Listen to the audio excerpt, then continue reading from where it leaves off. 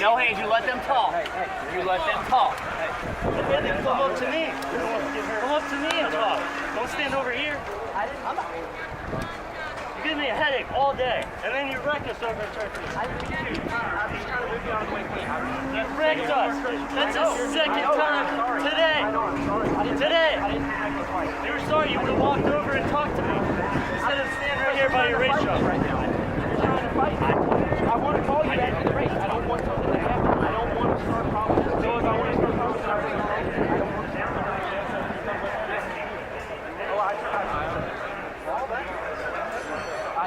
That was never my intention at all.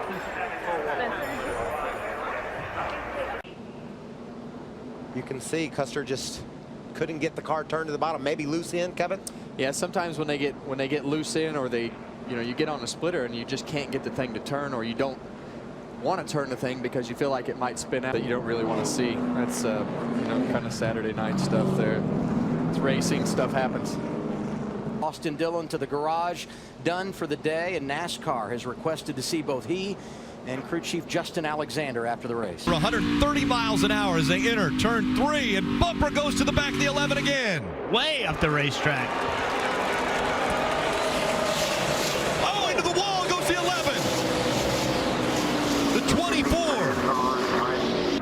A 7/10 of a second lead over Martin Truex Jr. And there went the tire. The 11 goes into the wall.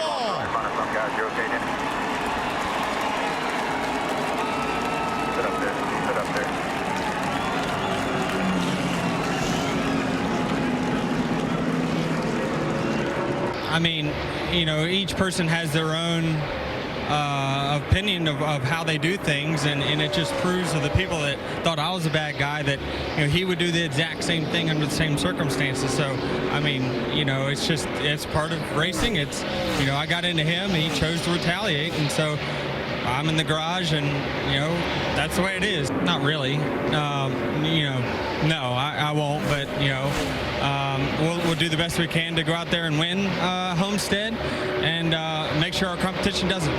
Glad you're okay. Denny, done for the day, done for the championship. Oh, I mean, I'm going to race guys how they race me and keep a smile on my face regardless. So happy to race guys how they choose to race me, and that's the way I see it. Driving like that. Don't be pushing anybody.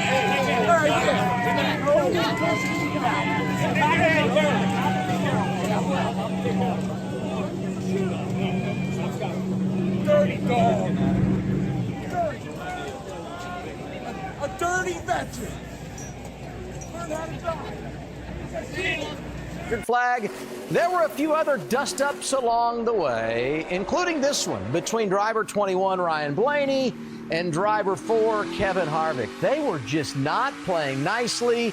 Here is what the two of them had to say after the race.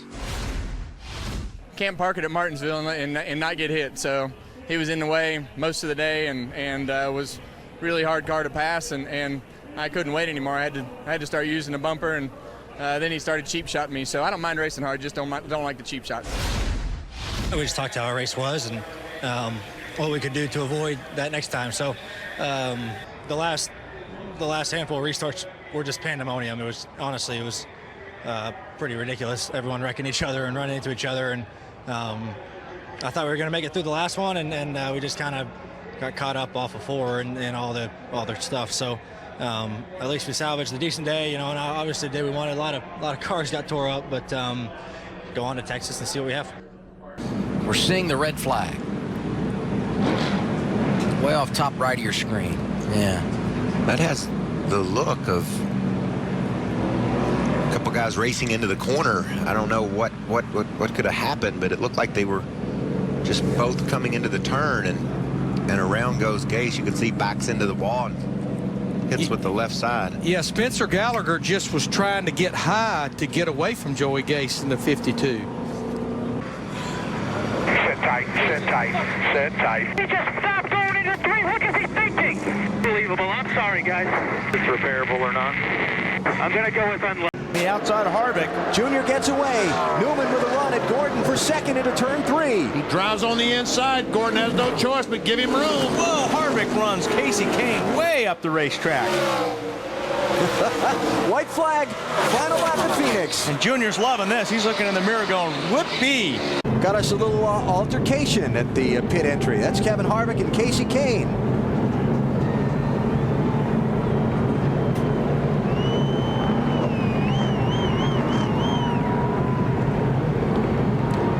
It's Kevin Hamlin, Jeff Burton's crew chief, and Kevin's former crew chief. Richard Childress' teammate out there.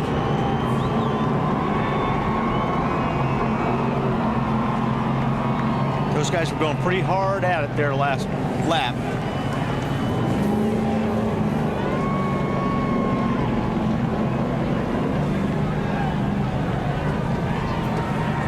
Well, mayhem ensues. Kurt Busch can pick up. There he is on the bottom. Looks like Kyle Busch is going to slide up into him. And that's exactly what happened. That is a hard hit. Made contact with a 9 car to turn the 9 around. Watch this, under the caution. 9 is trying to repay it. Marty? Well, incident number 1, what happened, Casey? We just got taken out. You know, it's there's times when things happen and you know, you end up crashing because of other cars, but right there we just got taken out, and it's too bad for all the Dodge dealers and McDonald's, Stanley, Siemens, everybody that supports this team, just trying to get top 10. Was this incident number 2 payback? Yeah, I mean, when you just wipe somebody out, I don't care what happens. You know, Dale Jarrett, when he got back at Newman, I think that's the way you got to do it. You know, if people are going to run you over for no reason, and you know, and think they're going to get away with it, then you just go out there and ruin their day too. I think that's the best way to do it. Dave? Under fire for the lead. Here comes Kyle Busch, tries to race his way up to the outside. There's contact. Kyle Busch and Ricky Stenhouse Jr. make contact coming through turn number 4. Trevor Bayne now piles into the back of the Kyle Busch machine. More cars spinning. Kyle Larson tries to take evasive actions, jumps onto the brakes as everything breaks loose off turn 4. Did Ricky Stenhouse Jr. reach out to you this week? If so, did you communicate? And if so, was it worthwhile or a waste of time? He did not reach out. I am disappointed that he did not. Why? You wipe out half the field. I'm pretty sure there would be a pretty busy Monday for him, but there wasn't. So apparently he just doesn't care. So does that change how you race him? I can't worry about people that far back in the field. There he is. And we know that Kyle had some harsh words for him earlier. Looks like he's listening now as Ricky's going to talk with him. And so he had some words with Kyle Busch, and then as he walked away, our Marty Snyder caught up with him. Not really a change of heart. I just told him why I didn't reach out. I felt like he ran his mouth enough on his radio and then after the race that I didn't really have anything to say to him. And, you know, I honestly feel like, you know, that I'd normally do reach out to people when I make mistakes, and I clearly made a mistake, but, you know, with him running his mouth, I just felt like I don't really need to call him. So I just let him know that. I told him that, you know, I was like, hey, you're right. You do run a lot further up front, but I was like, pick and choose your battles wisely because, you know, you will have to deal with me sometime, whether you're lapping me or we get our cars better and we're up there racing with you. So I told him if you want to keep running his mouth, he'd come over do it around me, and I'll stop it for me, for myself. So from your end, is it over? Yeah, I mean, I'm fine. But if he wants to keep running his mouth, he can come over and do it to me.